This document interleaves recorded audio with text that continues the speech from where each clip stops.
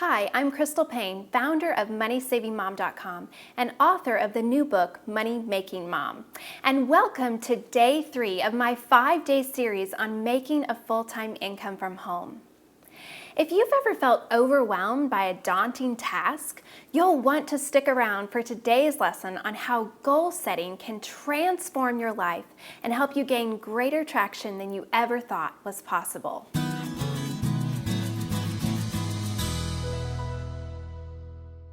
One thing that has been amazingly effective for us is to set specific goals for our business, from the income we hope to generate in a week, month, or year, to detailed projects we hope to accomplish in a specific time frame. We don't just set big goals, we also break these down into bite-sized chunks. And we've been doing this for quite a long time. For instance, after starting Covenant Wedding Source, as I told you about in the last video, one of my next online money-making ideas was to resell books I had purchased wholesale. I sold these on my own website as well as on eBay. Because it was a new business and I didn't have a big customer base built, I set a goal to make $200 each week off of this venture. This meant that I had to make $40 each weekday. Once I had this goal on paper, I started to brainstorm every free option I could come up with to drive more traffic and sales to my site. Some of these ideas worked, some of them didn't. But had I not had that very specific goal, I doubt I would have been driven to be so creative. Our business goals propel us to constantly tweak our processes so that we are more efficient in running our business. They motivate us to look for out-of-the-box marketing ideas, and they challenge us to not be content with the status quo. And this is why key number 3 to making a full-time income from home is that goal setting is imperative.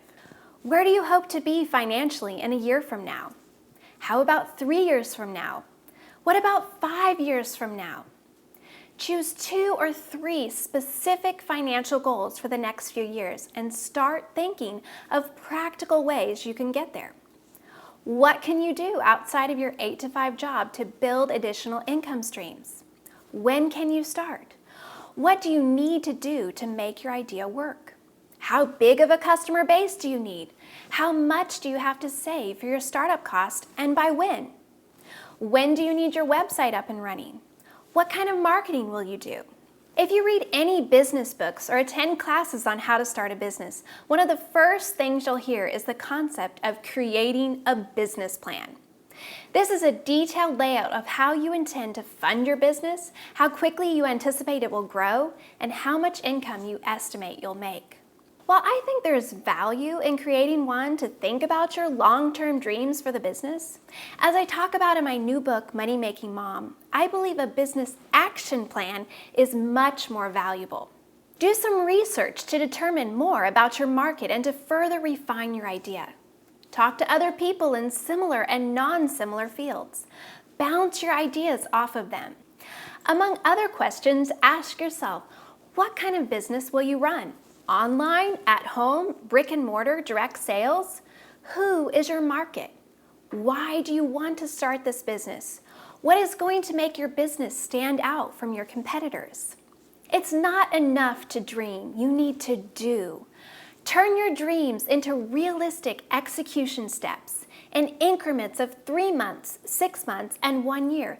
Think about and answer the following questions. What do you want your business to accomplish? How big do you want it to be? How much income do you want it to produce? How much product do you want to sell? How many hours do you want to work per week?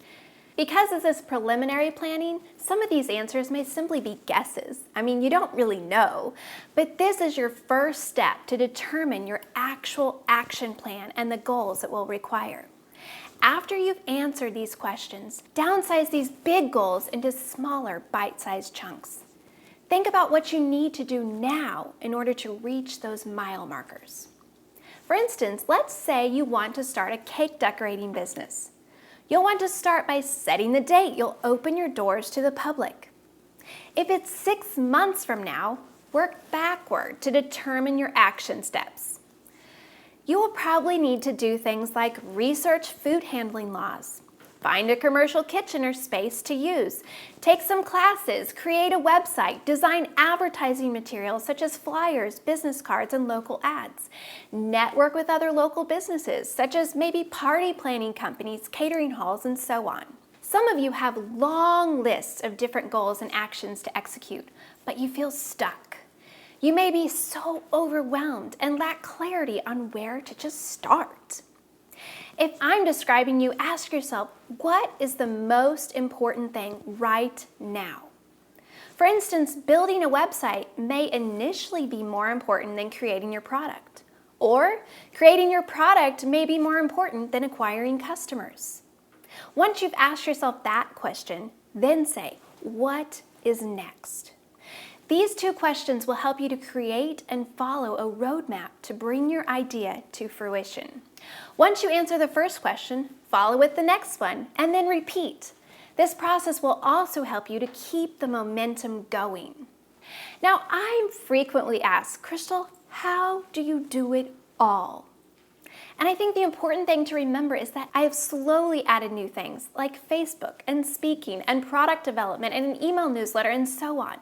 If I had tried to do all of these things at once, I would have been completely overwhelmed, probably done a poor job, and for sure would have run myself completely ragged in the process.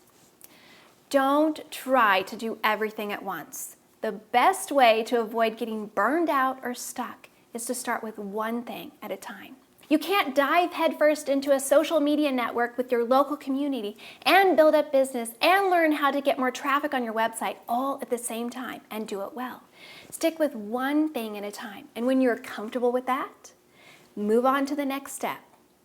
For example, when I created my Facebook page for MoneySavingMom.com, it took a lot of time and thought to regularly update it. I had to learn how to post links and different types of posts. I had to learn what worked best and what types of posts were most effective. And then I had to practice doing it over and over again.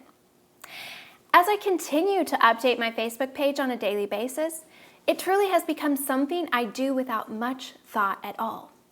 It's almost as habitual as brushing my teeth. Now I'm just as excited and dedicated to doing it, but it doesn't feel like the work that it used to. As I close, I want to remind you that you can't do it all, but you can do something. So today, I want you to take a few minutes and ask yourself, what is the most important thing for me to be focusing my time and energy on right now? Once you've decided on that, then pick one or two goals that will help you gain traction in that area. Remember to break those goals down into bite-sized chunks and then start chipping away at them little bit by little bit. Stay focused, don't get sidetracked, and over time you'll really start to see your efforts pay off.